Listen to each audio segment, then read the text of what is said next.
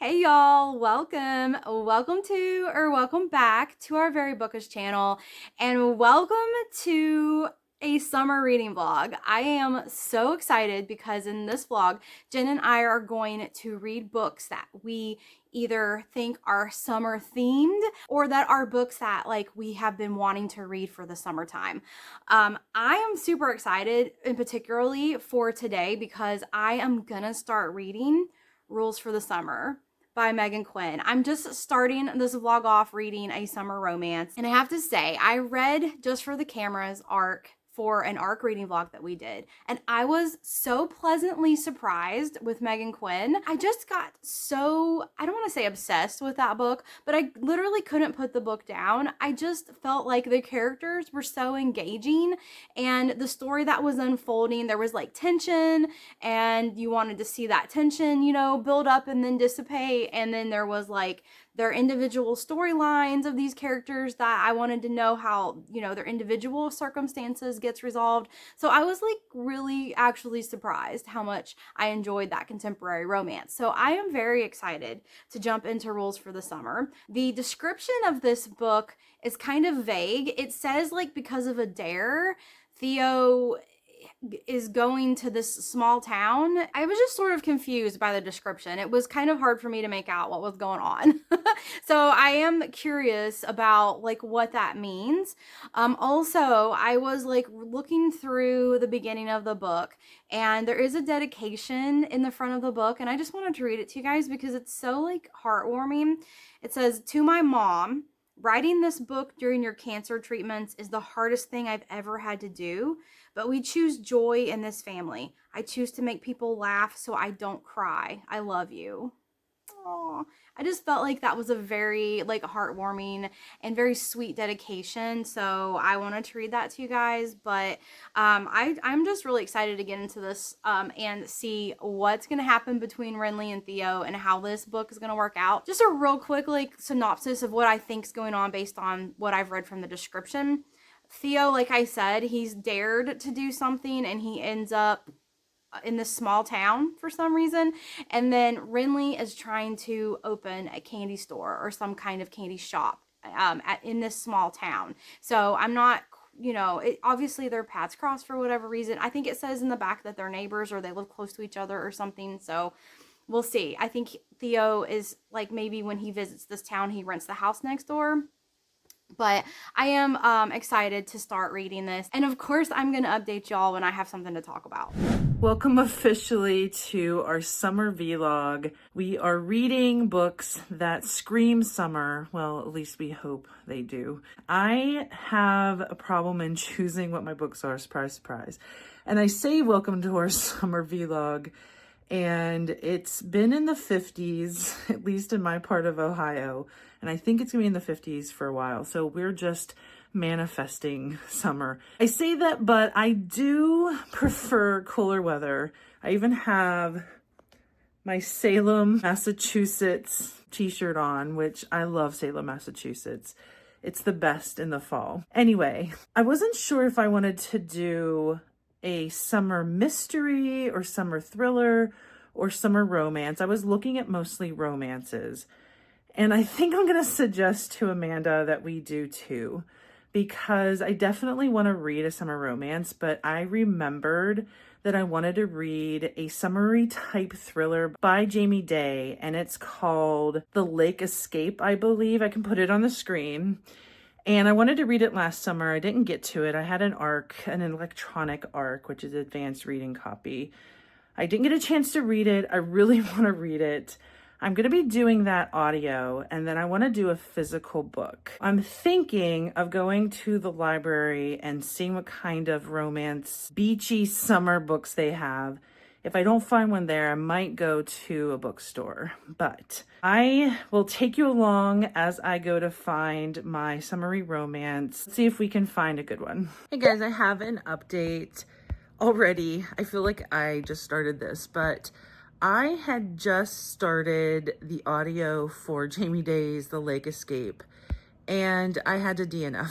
So this isn't starting off very good. I don't know what it was about it. It could have been the narrator, but there was something about the writing. I know it sounds always weird when it's audio, but something about it just wasn't grabbing me. So I'm trying to be better at DNFing, and I just decided to stop and try looking for something else. I am going to go to the library today, and I can't decide if I want to do either a summer romance or summer thriller. So maybe something will grab my attention, or do one of each. We'll see. I did just text Amanda asking that. I wanted to show you guys the library because they've been remodeling, and I've been wanting to go see the changes. I thought I saw them post on social media that it was done, but when I went by there the other day, it still looked like they were doing remodeling. I don't know. So let's go over there. Hopefully we find something good that we can take out, and I'll show you guys the library.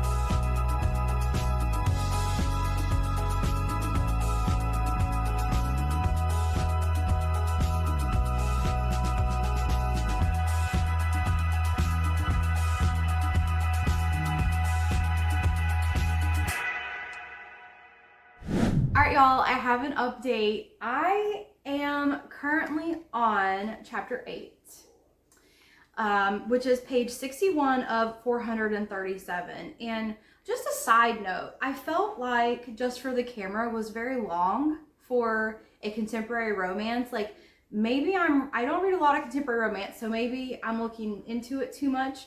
But are Meghan and Quinn's books very long? I feel like they are very chunky books for contemporary romance. I mean, I don't mind. I like chunky books, and I'm used to reading long fantasy books, so it doesn't bother me in the slightest, but I just thought I just noticed this book seemed to be very long. This says 437 pages, so it just seems like That's kind of a lot for a romance. Anyways, I'm getting sidetracked. I did look up the description of the book because I wanted to see what it said about Theo, because I remember saying something about a dare and he ends up in a small town. But I'm just going to read you the description real quick, what it says about Theo, and then I'm going to clarify. So it says, Theo Williams never planned on ending up in Cape Merrill. A drunken game of truth or dare turned into a botched online engagement, and now he's across the ocean, escaping his father's control with nothing but designer shoes, misplaced confidence, and a rental next door to Renly. So now that I've read the beginning of the book, that makes a lot more sense to me. So I'm just going to explain very quickly. So Theo is going to be a lord in the UK. His father is a lord, and Theo is his oldest son, and he is going to be taking over that role. And Theo, it seems like, and I am making a little bit of an assumption here, but he doesn't like his dad. I know he doesn't like his dad. He says he doesn't like his dad. It's very clear in the beginning. But I feel like Theo trying to maybe defy his dad and skirt his responsibilities for being groomed to be a lord. And he really just spends a lot of time just goofing off with his best friend. Typical boy stuff, just drinking, playing truth or dare, you know, like maybe hooking up with girls. Like you get that kind of just rowdy, immature boy stuff when you know you have a young boy. So he is goofing off with his best friend, and they're playing truth or dare, and apparently when they play truth or dare, you cannot back out. You cannot not do the dare or not tell the truth. And this has been a tradition since they were kids, and neither one of them have broke it yet. So you get this scene where they're playing truth or dare and they're doing funny, goofy, silly stuff. Well, he wakes up the next day and his father is angry with him because he went on a website, like findafiance.com type website, and he said he was looking for a fiance. And obviously that is a very like negative view for a upstanding, rich, elite family. So his father's very angry with Theo for doing this and hurting the family image. So Theo tries to save face and say, but I am really serious. I do really want to find a fiance. So his father says, good, well, if you don't find a fiance by the end of summer, then I'm going to arrange a marriage between my friend and his daughter for you to marry her. And he does not like this girl that he's supposed to be in an arranged marriage with. So he looks through his matches, and Renly turns out to be a match for him. But Renly also was celebrating one night, and she had a few too many margaritas, and her aunt thought they were signing up for a financier. So she thought they were signing up to find somebody that wants to finance her candy shop and help her do some remodeling to bring it back to life. So she thinks she gets paired up with Theo because he wants to finance her business. So I thought that was really funny and really cute and a very like happen circumstance type situation. She thinks she's looking for a financier. He thinks he's looking for a fiance. So he travels all the way over to America to see her, and he rents this house right next door to her so he can spend the summer convincing her to marry him, so he does not have to marry into this arranged marriage that's being set up. So that's that's the setup for this book, and I have to say it is so funny. I have been literally laughing out loud reading this book. The side characters, Theo's best friend and Renly's Aunt Kitty, are just kind of hilarious. They are like really, really good side characters. They're bringing a lot of humor into the book. And of course, Theo himself is very funny. He's very like cheeky. He has like very quick, funny responses to things. I feel like the banter in this book between Renly and Theo is just going to be amazing. So I'm really excited to keep reading, and I will just update you all again when I have some more fun information for you. I am back. I was going to record in the car, but there was a lot of construction vehicles and movement around the library. Obviously, you saw that the construction is not done yet. I think when I saw the social media for the library saying that it was open again, I think they were shut down for a while for some of the more major construction maybe. Obviously aren't done. There's a lot of cool new furniture there. The other thing was I didn't spend as much time because the smell of the construction just wasn't very pleasant. It was just, you're used to smelling, I don't know, books and library, and it smelled more materials, if that makes sense. I don't even know if I would be able to classify what that smell was.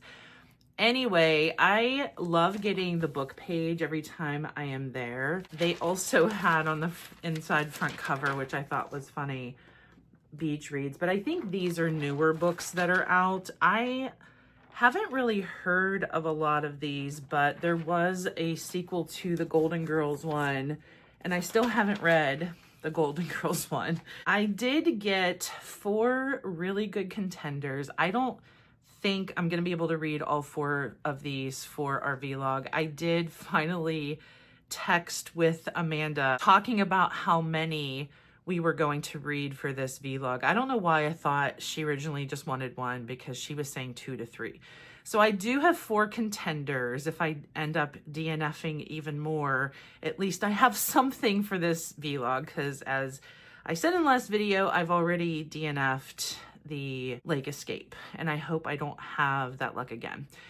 I had researched a little bit before I went to the library, just because I didn't want to chance that I wouldn't find something. But what's funny, as you saw in the video, I don't know if it's just because I'm paying attention, but I saw so many books that said summer in the title, and they were just in the stacks. It wasn't like a display of summer books.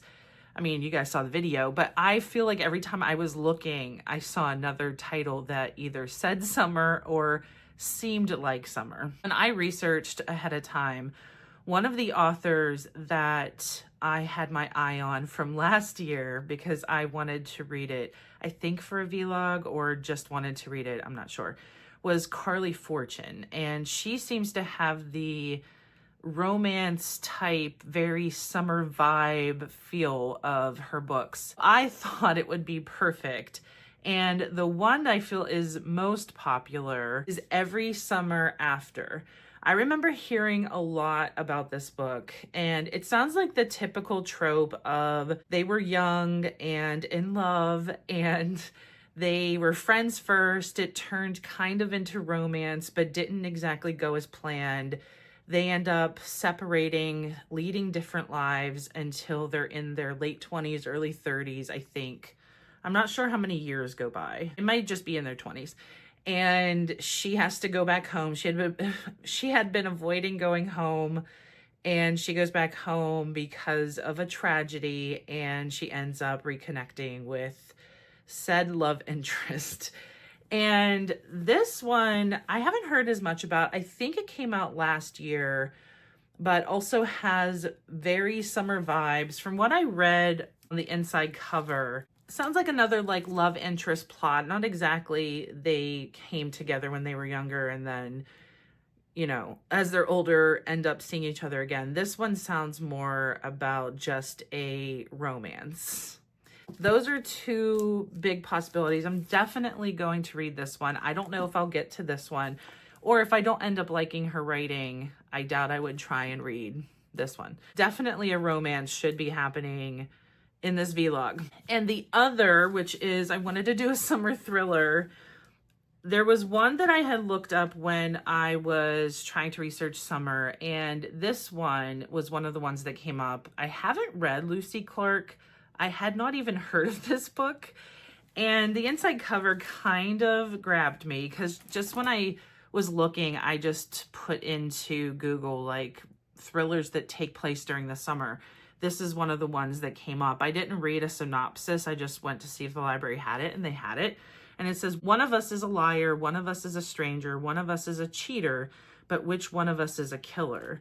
And it's about a perfect weekend getaway. 6 very different women travel to a sun-drenched Greek island for a bachelorette party. A murder happens. Everyone has to figure out what's going on. That one sounded very interesting, but then I didn't realize this Riley Sager. I've read a couple Riley Sager now. There've been, I think, 2 that I loved. Middle of the Night was one of the ones I loved. and I forget the other one. I know it has one in the title, actually. I don't remember that one, but last year I was not a fan of his newest that came out last year. It kind of put me off of him a little bit, and I don't know why, because I really loved two of his other ones. So when there was a new one coming out this summer, I remember Amanda was talking about, because I do have the electronic ARC for the new one, and Amanda was talking about maybe we should do a vlog, and I was just like, I don't know. That one last year kind of just made me not want to read him again, because I just hate that feeling of like this anticipation of a book and you end up being so let down. Because that one just, I don't know, that one, it wasn't even just like a little bad. I just felt like there were a lot of things that happened in that one that was really suspension of belief, and it bothered me. I read the description of this one, and it takes place, it looks like it's, again, in the past. There was a woman who, she was a first-time camper at this girls' camp, and 4 girls, I think it is, go missing. They were from her cabin.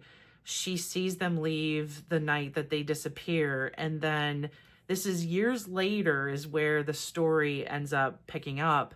She had become a painter, I think it is, or an artist, and she draws from her memory to make portraits. But that summer camp ends up opening for the first time since those disappearances happened.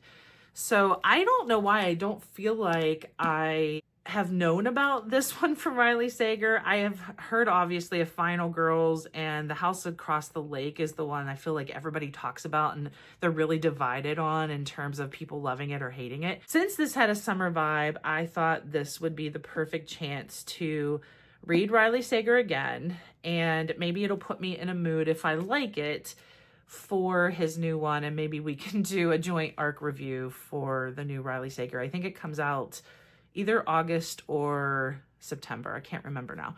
But I am, I think, going to start with the romance, because I've been reading a couple darker things. I'm currently reading The Children by Melissa Albert, and though I feel it says it's fiction, it's very dark fiction. I would almost say it's horror, and I feel like at the moment I want to do romance. Because the other thing we're working on right now is a Lisa Jewell vlog, and I'm going to be doing The Family Upstairs, which is another like mystery thriller. So I think romance is the way to go first. Plus, I feel like for summer tends to more have the vibes of romance and light. I'm going to start with the light this time and start with a Carly Fortune book. So I'm going to try this one. I'm going to let you guys know some thoughts after I get into it for a little bit. Stay tuned. All right, y'all, I have update for Rules of the Summer. 74% of the book read, and am on page, hold on, let me load it. I'm on page 325 of 437. Which is chapter 41. And so I just have been enjoying reading this book so much, just getting sucked into the story. At this point in the book, Renly and Theo have finally hooked up and are acknowledging their feelings for each other. And I have to say that both of the Meghan Quinn books that I've read, the characters, the FMC and the MMCs, have all had like hesitations, pushed each other away, you know, not wanting to get into relationships, and has been like a great kind of tension that's been built. And then when they finally start like softening towards each other and the walls start coming down, it's just a very like satisfying feeling, I guess, when they finally just like acknowledge their feelings and they get to know each other and they allow themselves to like each other and then start forming a relationship. So I can say I really like how Meghan Quinn does build that tension, and then the relationships form very slowly. I do like a slow burn as far as romance goes, romance development. I like a very fast-paced plot, but I do like a slow burn romance. And I think that, you know, like I said, I'm 74% into the book, and I would say like the romance, like the actual like acknowledging of feelings and letting the barriers down and really enjoying each other, that started probably like 60%, 65% into the book. So I do really like that for Meghan Quinn's books, and I am just going to probably finish this today. The next book that I want to read for this vlog is The Summer Fun Camp Massacre by Craig DeLuey. I really want to read that book. However, it doesn't come out until June 16th, I think, 16th or 17th, whatever that Tuesday is. So unfortunately, it's not going to be out in time for when I finish this and need to start reading another book. So I'm going to have to find another book to put in here for the in-between time.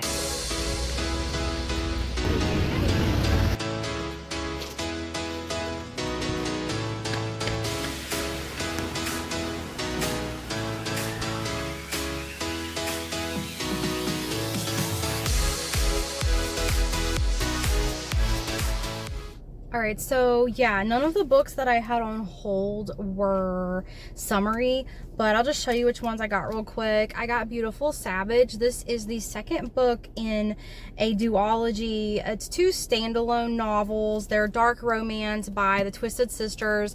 I actually read the first book just recently. I read Hollow, which is my first book by the Twisted Sisters, and liked it so much I went to my library to see what other books they had, and Beautiful Carnage was the only book there by them that wasn't Zodiac Academy. So I decided to borrow that and ended up really liking it, and then I put the second book on hold, so this came in for me, and I am excited to read this one. But I think after I finish Rules for the Summer, I'm not going to be in a romance mood. I think I'll have had my fill of romance, so we're just going to put this one aside. I'm not going to read that one next, but I do want to get to it. And then I heard about Intercepts. It's a horror novel. Someone on it was a short on YouTube, someone that reads a lot of horror was like recommending like a very dark, very twisty, kind of disturbing books, and this one sounded interesting to me. It says the government wanted to unlock hidden abilities in the human mind. They put subjects in extreme sensory deprivation. All the test subjects went violently insane, but the research continued. Today it has been perfected, almost perfected. So that just seemed really interesting to me, so I put that on hold at the library, and finally I got Fury Bound. So I have been dying to read this. I really enjoyed Dire Bound. I did a little short on that when I read it, and I just liked it so much. I'm really excited to get into this. I do want to read this one, and I could read it next, but it is a chunker. Trying to see how many pages it is. It is 584 pages. So although like I like chunkers, I don't mind reading, I just feel like it might take me too long to read this, and then we won't have the vlog out in time, but we'll see. I mean, maybe it'll be fast paced. I don't remember it taking me too long to read Dire Bound because the book just sucked me in and it was really easy to read. So maybe I'll give this one a shot after I finish Rules for the Summer. We'll see. I have an update. I have gotten super sucked into this book that I am up to chapter 10, which is almost halfway through this book. I should have stopped sooner to make a video, but I was that sucked into it. So obviously I'm enjoying it. I just feel drawn into the story of Persephone, who likes to go by Percy, and Sam. She meets Sam and his brother Charlie during a summer when she is, I think it's 13 or 14. They become friends, and then it's each summer you're kind of going back because it's also present day. She is 30 years old, and one of the brothers calls her to tell her that their mom has passed away, and she knew their mom a lot from those summers, and that's really, really upsetting for her because she hasn't talked to them since one fateful summer. I feel like it's a common plot. One fateful summer where something went wrong. So as you are seeing in the present and her interacting with them, you're getting flashbacks to each summer that they were together as friends, getting the indication that you're building up to a summer that I'm sure something happened where one has confessed their feelings and something traumatic happens from that. I am very sucked into this story. I don't think it's going to take me much longer, and I will give you guys an update either before the end again or after I'm finished. So see you soon. All right, y'all. I have finished Just for the Summer by Meghan Quinn, and I had a great time. I really, really had a good time reading this book. Just like her previous book that I read just for the cameras, I got sucked in. This book, though, I think I liked just a little bit more. I really liked the banter. I really liked the comedy that is worked into this book. The side characters are hilarious. And Meghan Quinn, I've only read 2 of her books, but with both books, there are similarities that I have noticed. There are the main FMC and MMC, love interest characters, and you're following the story of, how they meet and how they fall in love. But each of those characters also have their own separate individual stories that are going along in the background, and they contribute like drama and the the final conflict, like before the very end.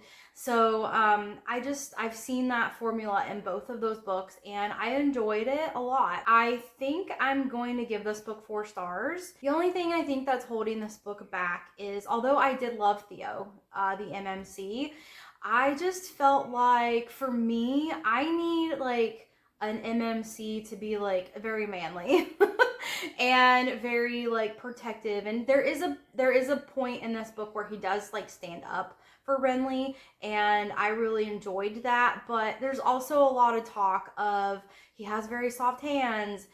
He's never done any kind of manual labor. He is a lord's child, and he is being primed to just be a lord. So it's not like they have a lot of money. So I understand, like, he's never had to replace a toilet or fix a sink or do any of that stuff. But just my favorite MMCs are mostly like very manly men. So I do love Theo, though, but he was just missing that little aspect for me. Also, the end of the book felt very Hallmark. It felt very Hallmark love story ending. It was almost too perfect. It almost worked out exactly like you would think it would work out, and it was almost too perfect. And I hate to like say that's a critique of the book, like it was too perfect.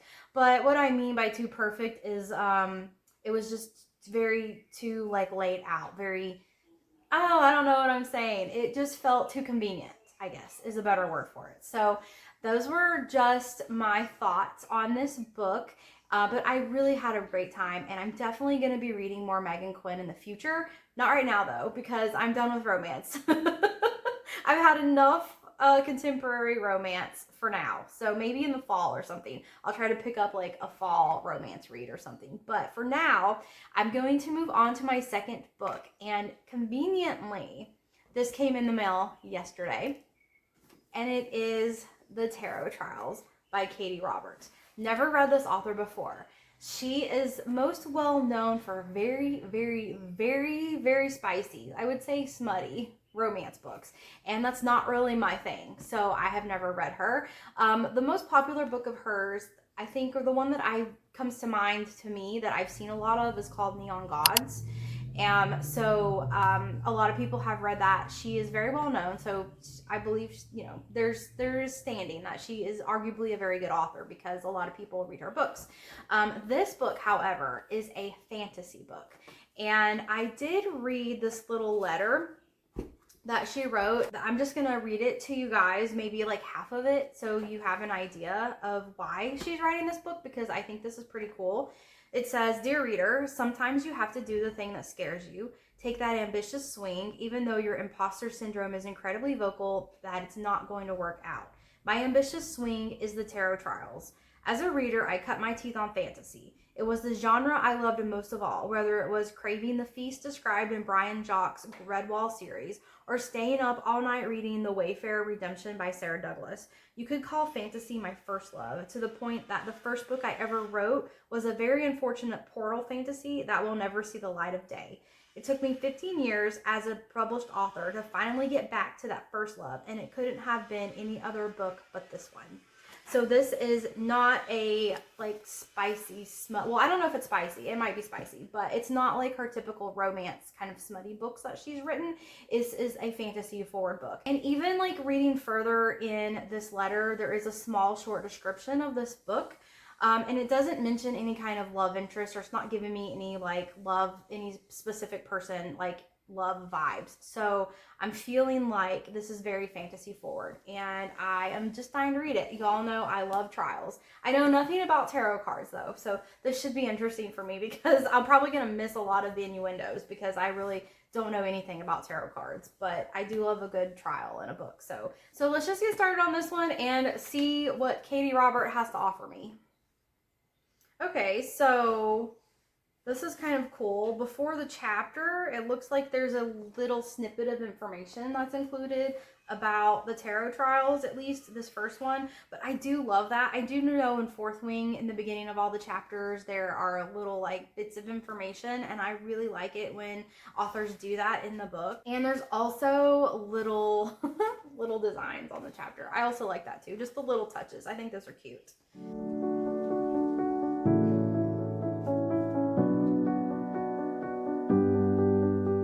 I finished Every Summer After. I was going to record at one point because you find something out, something that Percy does, and I realized I couldn't really say it unless I give away that part of the plot, even though I feel like you pretty much know what's going to happen.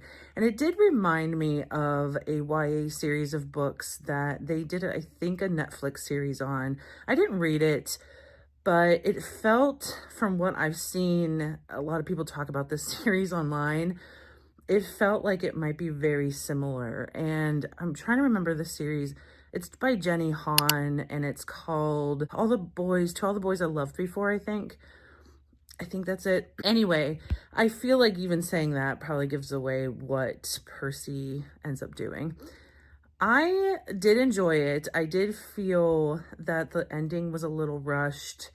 I don't know how much I loved the ending, but it did have me sucked in. I gave it 4 stars because I finished it in just over a day. I didn't realize when I picked the other romance book by the same author that it was kind of like not a sequel, but like a continuation because it's Charlie's story. Charlie is Sam's brother. I am not going to read that one next, though. I'm going to switch over to one of the summer thrillers, and I'm going to read Riley Sager's The Last Time I Lied, and after I start it, I will be back with some thoughts. All right, so I am on chapter 3, which is page 26, not very far into the book. And I gotta be honest with y'all, it feels a little underwhelming. It feels like this book has started out like almost all other romantasy books start out.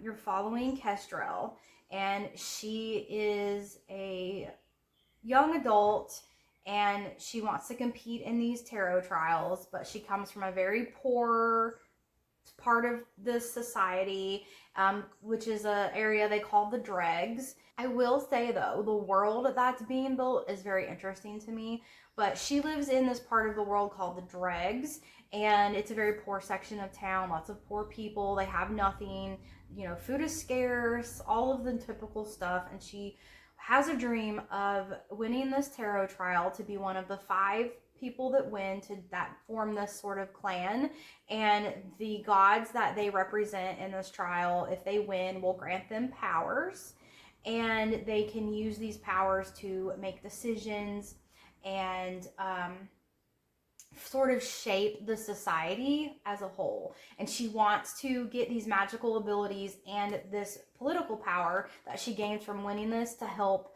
her people in the dregs and make the world seem more fair in her mind.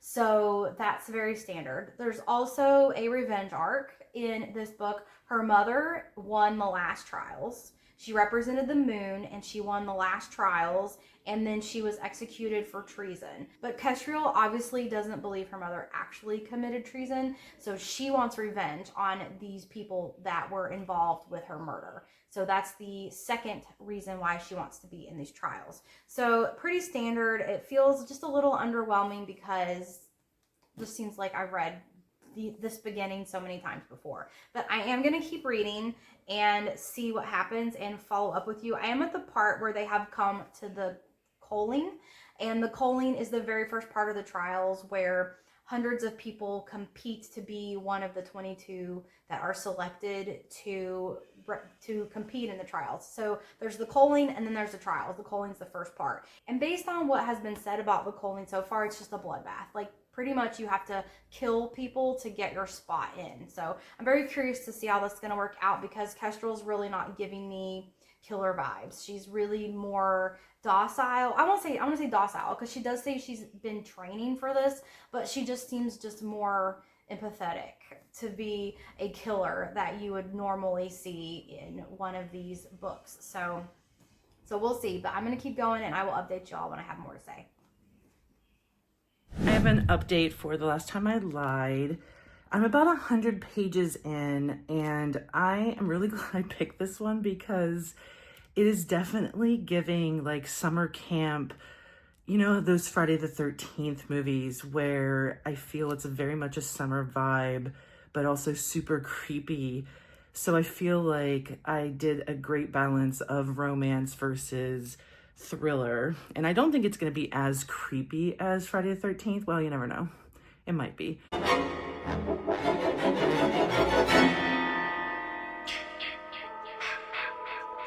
Right now, it's still getting a lot of information, so nothing extremely creepy has happened. You are just seeing how Emma, who is the main character, who you're seeing everything through, she was young when 3 girls disappeared from the cabin she shared with them. Nothing had ever been found out about what happened to them. And now, I think it's like 15 years later, she's actually an artist in New York City, an up-and-coming artist. And the camp reopens. They ask her to come back and be part of the opening. And right now, I don't understand why she would go back to it. And a couple of other of the original people that were at that camp that summer are a part of this reopening of the camp. And she ends up staying in the same bunk that she was in all those years ago. Well, right now you're just having the scene set for you, and I'm sure you're gonna find out, hopefully, what happened to those girls all those years ago. See what happens. I will be back with more thoughts when I get more read. So still sitting here and still reading. I have got to chapter 5. So I got through the culling, and I don't want to spoil what happens, but this is not a spoiler at all. Obviously, Kestrel makes it to the trials. So she made it through the culling, and I'm not going to spoil how or why or anything like that, but she did make it through the culling, and she's at the trials. I don't know, y'all. This book's kind of not doing it for me right now. I'm really kind of disappointed. I don't know if it's me, because sometimes I have a hard time getting into books in the beginning. Sometimes, like, it takes me a while to get into a book, and then of course sometimes I'm drawn in from the first sentence, but I'm just not really getting into this, and the characters are actually kind of annoying me a little bit. Some of them are obviously very despicable, mean characters, or they're at least supposed to be in the beginning because they're murdering people to get into this trial. So there's that, but I don't know, something's just not sitting right with me. I don't know, maybe it's my mood. Maybe this wasn't a good book for my mood. So, I don't know. I'm going to think about it for a little bit, take a break, and then see if maybe I want to switch my book and try something else. I am up to chapter 20, which is like 180 pages in the book, and I'm going to switch to audio. I have some drive time that I usually do audiobooks, and I'm between audiobooks, so I wanted to switch and just get to the end of this because part of me was slowing it down, and I kind of want to finish it. And it's not a situation where I would want to DNF it because I want to know what happened, but I feel like it's being overdone in terms of like the lie theme. I feel like you're constantly getting hit over the head that the theme of this book is lying. You know that the narrator has been lying, and at the camp they keep playing like both in flashback, and when she's at the camp now, keep talking about the game, 2 truths and a lie. And she keeps talking about like even white lies that she's telling. So I feel like it's overdone, and I just want to see what happened. So I'm going to be switching to audio, and I'll let you guys know more thoughts once I get through. I'll probably end up finishing it or getting close to it with the drive time that I have, but I will give you an update soon. I have a reading update for you all regarding the tarot trials. I am on page 81, which is the beginning of chapter 8. You can see about how far in the book I am. And unfortunately, this is going to be a DNF for me. I don't really know why. It seems like on paper, this is a book that I would absolutely love. And when I got this in the mail and read the description, I was over the moon excited to get this book because I thought I was just going to love it, but I'm just not. And I just think it's just a case where this author is not an author that is working for me. It's not anything against the story. I think the story and the concept of the story is fine. It's just, I don't know, I'm just not really feeling the book. And I just feels like more and more like maybe it just isn't an author for me. So I am going to DNF it and leave it at that. But I would encourage you to try the book if you think it looks interesting to you, because I do think this book has a lot of potential. I think a lot of people will probably like it. It's just not a book that I like. So we're just going to leave it at that and move on. The next book, and y'all, it took me a while to kind of think about what book I want because I'm trying to find summer reads and I really can't do another romance. I can really only do one romance every now and then as far as contemporary romance goes, and a lot of the summer themed books are summer romances, so it's been really hard, and I'm in the mood for something kind of dark and different, and I just really wish Summer Fun Massacre was here already so that I could read it, but it's not. So I did pick a book out that I got an ARC for, and I am really excited to read this, and it is very different from what I would normally read. It's called Scion by James Islington. James Islington wrote The Will of the Many and The Strength of the Few, which I have not read yet, but I loved The Will of the Many. So I know that I like this author. I know that I like his writing. This is a sci-fi book, if you couldn't tell by looking at it. And it's very short. It's like around 200 pages. So I should be able to read it pretty quickly. And then hopefully by the time I'm done reading this book, Summer Fun Massacre will be out and I will be able to pick that up at the library and read that one to finish out this vlog. So a little bit about this book. It's been described as John Wick meets, oh, I can't remember. Oh, it's like John Wick crossed with, I think they said Game of Thrones. No, hold on, let me see. It's John Wick meets Blade Runner. So that sounded pretty cool, and I know it's about a assassin that takes on a job, and I think he has to protect somebody instead of going out to kill someone. He's got to protect someone, and that's also sci-fi, so I'm sure there's going to be lots of space elements and those type of things in there, but it's supposed to be like action-packed, supposed to be fast-paced, and I am really excited because this feels like a good book for me at the moment, and I'm going to jump into this and just let you guys know what I think. I know it's not very summery, but it's just kind of what I'm feeling right now, and I hopefully will get me through this little time period before Summer Fun Massacre comes out, and I'll be able to grab that book. And that is a summer camp book, so more summer themed in that one. So reading this one for now, and I will just update you all when I get a chance. Guys, I just finished The Last Time I Lied. And what's funny is I had gotten so far in audio all the way up to like chapter 44. It was really far. I didn't have much to read in the physical book. So it was like, I don't know, 4 chapters maybe, and the last part of it. And I still wasn't all that impressed. I thought it was okay. There was a moment of surprise because I didn't expect something from the main character, and I'm forgetting her name at the moment because the ending was crazy. The ending for this saved this book for me. It was just gonna be like a 3-star average thriller. I feel like it really overdid the theme of lying, but the last very end of this book, I was shocked. I loved the last part of this book. I am going to continue on to another summer book. I'm starting another thriller. This put me definitely in the mood for more thrillers. And I'm forgetting again the name of the next book, but I will see you soon. And I have finished Scion. You guys, this was one of the best short stories I think I've ever read.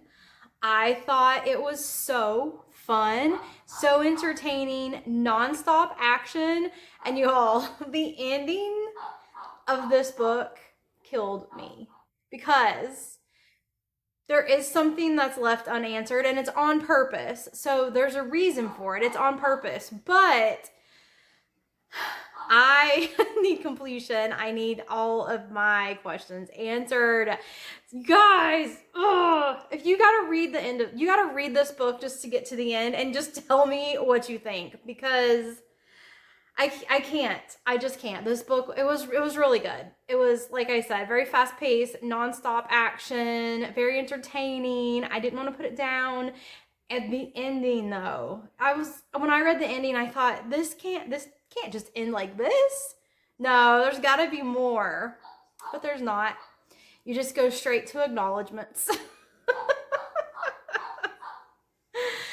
Okay, so moving on, y'all. The next book I have picked out is an author that I have read and loved in the past. This is also a book that I had on my summer reading list. If you all check out our summer TBR, this is the book on there, and that is Whisper Creek by Allison Brennan. You guys, this, at least I'm pretty sure it was on my summer TBR. But y'all, this book takes place in the summer on a Texas farm. And the back talks about how Ellen McKenna's husband suddenly passes away and she is left with their kids on this farm to herself. And there's a businessman that's been buying up the farms around her. And for some reason, she's not selling her farm. She actually wants to expand. It says something on here about let alone expanding. Many of the neighbors in Cook County have thrown in the towel and agreed to sell their farms to a local businessman, but despite similar pressure, Ellen refuses to let her dreams die. Oh yeah, up here it says, she and her family hope to expand their operation, but times are tough and making ends meet is more expensive than she imagined, much less trying to grow. So there's a businessman trying to buy up land and she's trying to grow, and she's doing it by herself. She does not have a husband anymore. So I just want to read so much. There's more in the description. It talks about how her oldest son discovers an injured dog, which leads him to finding a very wounded man. And then her younger kids go to check on a nearby neighbor and they walk into a threat. So I'm really curious to find out what is going on with this farm, this businessman buying up the land, and what's going on with her neighbors. The setting and the description are reminding me a tiny bit of Yellowstone. I don't know if the book is gonna go that direction or not, but I'm just thinking about, you know, Yellowstone, how everyone wanted to take his land and he wanted to keep it, and it was really hard and expensive for him to maintain. So I'm just getting those kind of vibes, maybe just from the description. That's kind of like what I'm expecting, but we will see. Who knows what direction this book's gonna go. The back is pretty vague. You do get some information in the description, but it is vague, which is the best descriptions in my opinion, because it makes you curious. It makes you want to read it. So I'm just gonna jump right into this one and I will update you all when I get a chance. All right, update. I am reading One of the Girls by Lucy Clarke. I have a bunch of errands to do. I'm gonna switch to audio for it. Also, one of the books that I got for this vlog from the library is due. I think there's certain books that you can't renew, or maybe someone has a hold on it, which is the Carly Fortune book. This one Golden Summer. I could do it on audio, but I think what I'm gonna do, my hold just came in for Beach Read by Emily Henry, so I'm going to do that one instead for this vlog because I really want to read that one by Emily Henry. I'm also going to Dutch Brothers. I tried it once and I think I got the Golden Eagle and it was really good, so I am gonna go back. I'm really happy that they made one in the Dayton area. I am after that going to go to several little free libraries because little free libraries definitely remind me of summer. I have 3 books that I am unhauling. I will show you those at each of the little free libraries because on the Facebook page for my neighborhood, they have posted about, I think it's 2 different new ones that I didn't know about.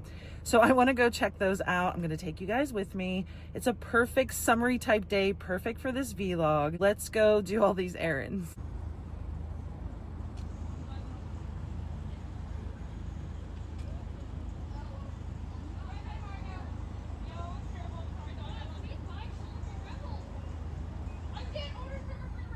Got my drink. It's called the Golden Eagle, and I know it has caramel on the bottom, I think on the top, I don't remember, but it's delicious. I'm headed to the Little Free Library now. Well, it happened to me again. This happened to me a lot when we did some vlogs for Little Free Libraries, where it was on the app and I would go to the location and it wasn't there. This one was actually on Facebook. There's a community group that they share all kinds of things, and well, usually they're complaining about things, but there are people in the neighborhood that showed their little free libraries. There are 2 more that I had saved. I took a screenshot and I'm gonna try going, but it's disappointing to go here. I don't know if they took it down or I don't know what happened. I tried looking all over because sometimes they do have them like further up in the yard, but I didn't see it anywhere. And I feel like kind of creepy, like trying to see where it is. Like I'm stalking the house, even though they put it on the Facebook page. Anyway, the other thing I wanted to do a quick update on the book that I'm now listening to. One of the girls, it's about 6 girls that go during the summer to this like Greek little small island, and they call it a hen weekend. It's like a bachelorette weekend, because Lexi is getting married to Ed, and Eleanor, his sister, is on the weekend. It's Lexi, her best friend Bella. But I'm getting confused as to all the people. I'm trying to keep them straight. I think it's harder when it is audio, so I don't know if this was very smart to do it this way. I am following along so far in terms of the plot, but some of the girls I'm just getting confused as to who they are in relation to each other. There is a new girl that they mentioned, and I feel like that is the red herring of, you are kind of led to think she's the one that's going to do something, but it's probably not really her. I don't know. I'm suspicious of a couple people, but I also am not entirely sure of all 6 girls. But I will give you an update after I find the next Little Free Library, but I think it's close by to this one. See you soon. What's really funny is I went to leave and I was looking at the next address, and when I went into photos, it was still pulled up in my photos, and there was a little direction that said it's actually around the bend on a different street. I looked and it's here. And the book that I am putting in there, I actually found this in a Little Free Library. It's Little Eve by Katee Ward. I originally was just gonna keep this because I do love Katee Ward. I decided to unhaul it because I found it in a Little Free Library anyway, and someone else should experience Katee Ward. So I'm gonna go put this in and show you the Little Free Library. Oh, it has little gold around.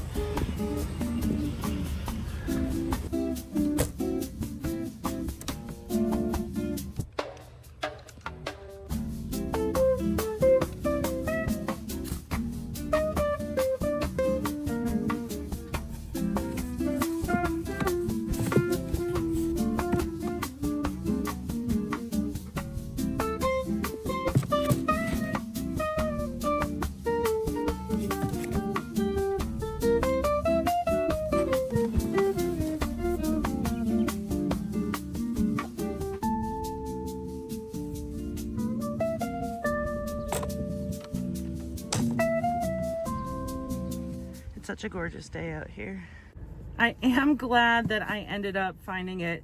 I took Dungeon Crawler Carl because I've been hearing so much about this series. I don't know if I'm gonna like it. It is a very viral book, so I wondered if Amanda was interested in it.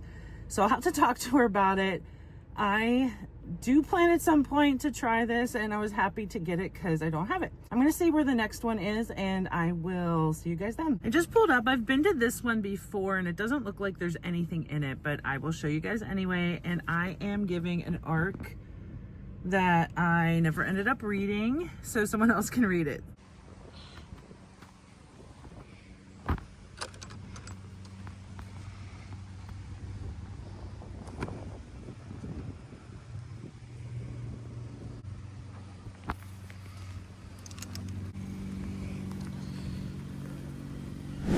Y'all, I'm loving this book so far. I'm on page 96, chapter 13. And sorry, my Frenchies are over here playing, so you might see them in and out of a few, and you might hear them, so I apologize. I will try to edit out their sounds, but you know, sometimes those things are hard to do when you're talking. So anyways, I am just really liking this book. This book does give strong Yellowstone vibes. Like, I'm feeling like this could be an episode of Yellowstone. So Ellen is a nurse, and her 4 kids live on their farm with her mother-in-law, and they are just trying to do the best they can to get by. It's a really hard time. I'm sorry, the dogs are distracting. Hold on.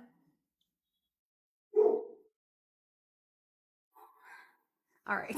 I had to put them outside, let them play out in the yard so that I can concentrate and try to collect my thoughts. Where was I? Okay, so Ellen's a nurse, and she lives on the farm with her 4 kids and her stepmom, and they're having a hard time getting by. She's really trying to scrape the barrel money-wise. Some of the farm stuff's not turning over a profit. There's been lots of repairs that she needs to make that have been expensive. And the book opens up with someone doing something to intentionally sabotage her.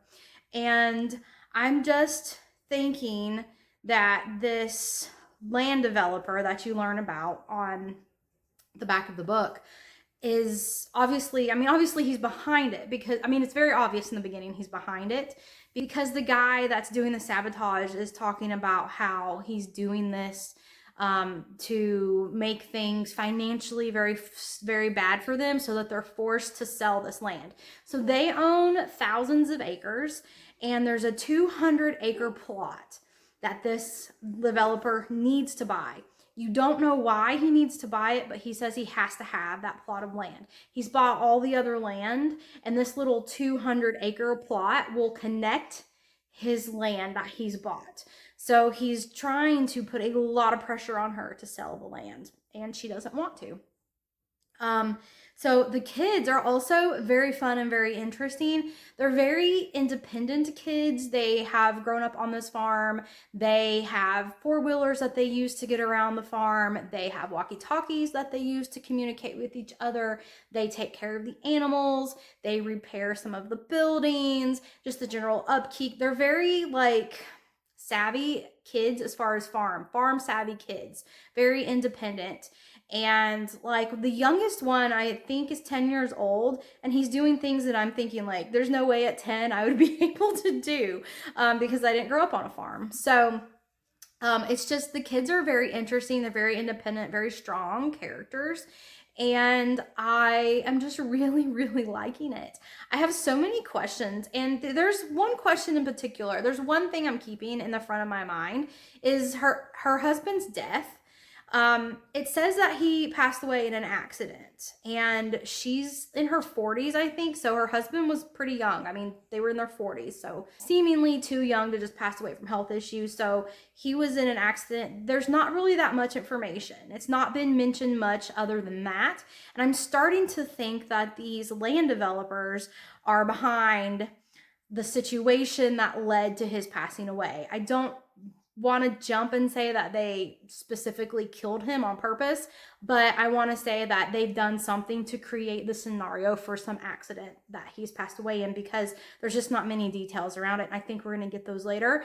And these land developers are getting very, very desperate. They're coming up on a deadline, and they're getting very desperate and very dangerous. The golden eagle that I got to drink caused me to have to go home because I really had to pee. I ended up not going to that third little free library just yet. And an update on the book, just finding a lot more regarding the women at this bachelorette party. They keep calling it a hen party. I still have kind of a theory, but I feel like I'm being led to believe a couple things. So it always makes me wonder if I'm right because of that. And I'm kind of picking opposite of where I feel the book is trying to get you to think what's going to happen. There was some kind of, I don't know if I would call them twists, just information that was surprising that came out at this bachelorette weekend.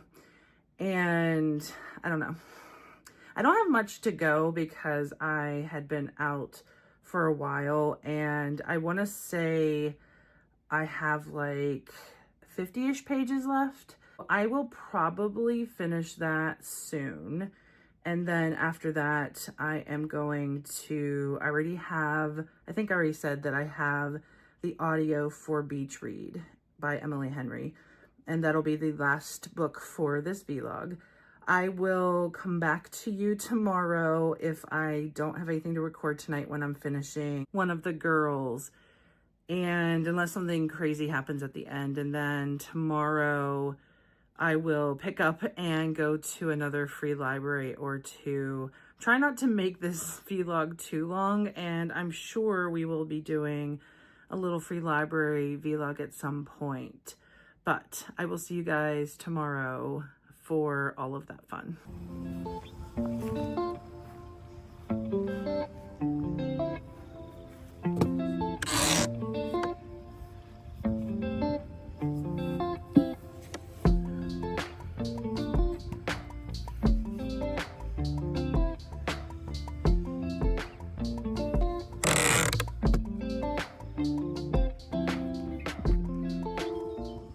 As you saw, that little free library was not successful. I did finish one of the girls last night, and it was just kind of okay for me. It wasn't something that I felt riveted to. I did finish it, and I don't feel like it was something that was bad or I wanted to put down. It was just a solid book, I guess. I don't feel like it did anything new or different. And a couple of the, I guess you would call them twists, I felt were pretty decent, but again, it wasn't anything that was new or revolutionary or like huge crazy twists. I think I've just been reading like Frida too much, and there's some other books that are similar to Frida that I get so wrapped in that when you get just a solid thriller that you don't know what to do with it, I think is the way to put that. Did start Beach Read by Emily Henry. I'm about a quarter of the way in. I really love the way Emily Henry's books read, and when I'm listening to the audio, I just think they translate really well to audio. This one is about January and Gus, and I just got past the point where she goes to this house that her father, who recently passed away, had kept, and you find out that he was using it for a mistress, I guess, or this other, she at first calls it like this other secret family, but I think he was just having an affair with this other woman. He passes away, and January's upset because the woman was at the wake, and her mom, I guess, did know about this mistress, and her mom is really upset and doesn't want to talk about it. So she goes to this place because she is broke and she has to write another book because she's a writer. And I feel like Emily Henry has had several books now where the main character is a writer, and her neighbor, she finds out, is someone that she had gone to college with, and his name is Gus, but he goes by Everett because he is also an author. I am enjoying it so far, but I will let you guys know more after I get through more. Hey guys, I have an update on Beach Read. I am really enjoying it. I feel like this might end up being my favorite Emily Henry. I did really like Book Lovers, and I did like The People We Meet on Vacation a lot too. There were only a couple that I was only like kind of not into, but this one, I really like the characters of January and Gus. I like how they're interacting. I have about, I want to say it's like 15% left to listen to. And it's just your typical, there are misunderstandings between them, things that are keeping them apart, but it's mostly just baggage from each of how previous relationships and how they've handled things in their families, I would say, is the best way to say that. But I am looking forward to how it wraps up, and I will give you guys an update, probably just at final thoughts at this point, because unless something crazy happens at the end, I don't think I will record again. And then I will talk about all 4 books and some final thoughts on this summer vlog. I will see you then.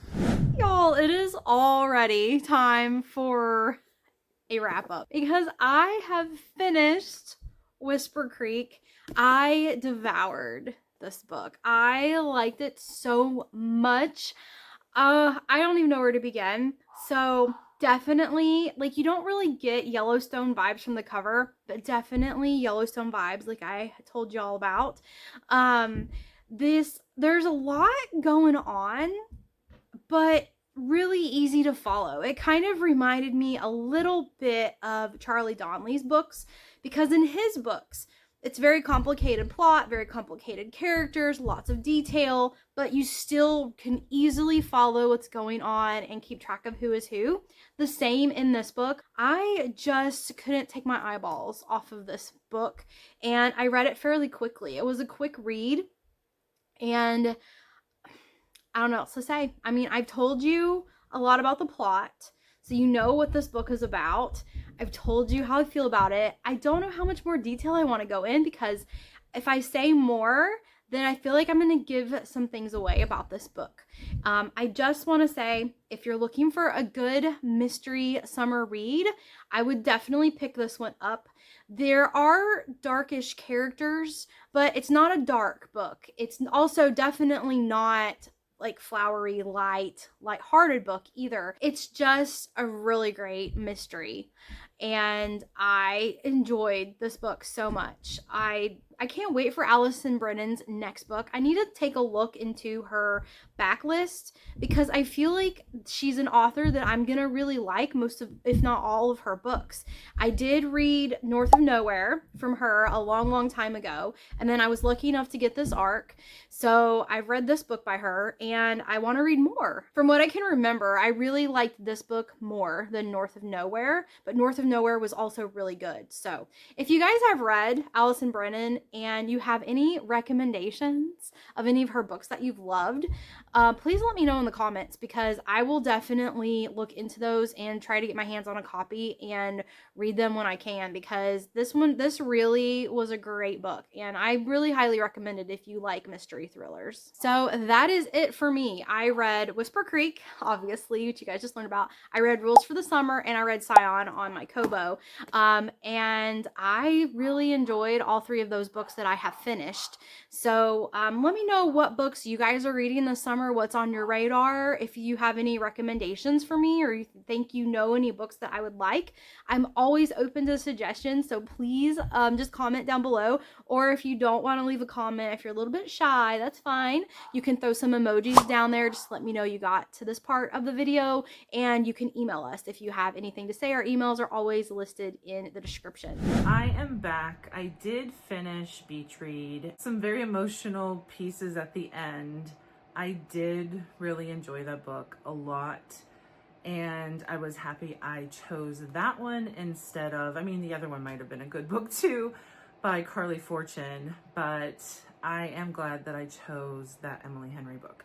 So I am here for final thoughts on all 4 of the summer books that I have been able to get into this summer vlog. I was kind of pre-editing a lot of the video I have taken for this vlog, and I felt bad because there's a lot. I'm going to try and edit as much as I can, because it's going to end up being a very long video to edit for Amanda, and I didn't intend that. She did say 3 to 4 books. I'm pretty sure she meant each. I really hope she didn't mean total, because I did in fact get 4 books into this vlog. So if I had to choose the one that I probably enjoyed the most out of all of the books, and I feel like I chose very well for this vlog. I was getting summer vibes from all of the books, and not that we wanted to pick books that just took place during summer, because sometimes when you're on vacation, it's just, a summer book can just be a really good book that you want to read on vacation. But I was tending to choose things that were reminding me of summer. I think my favorite of all of them was this one.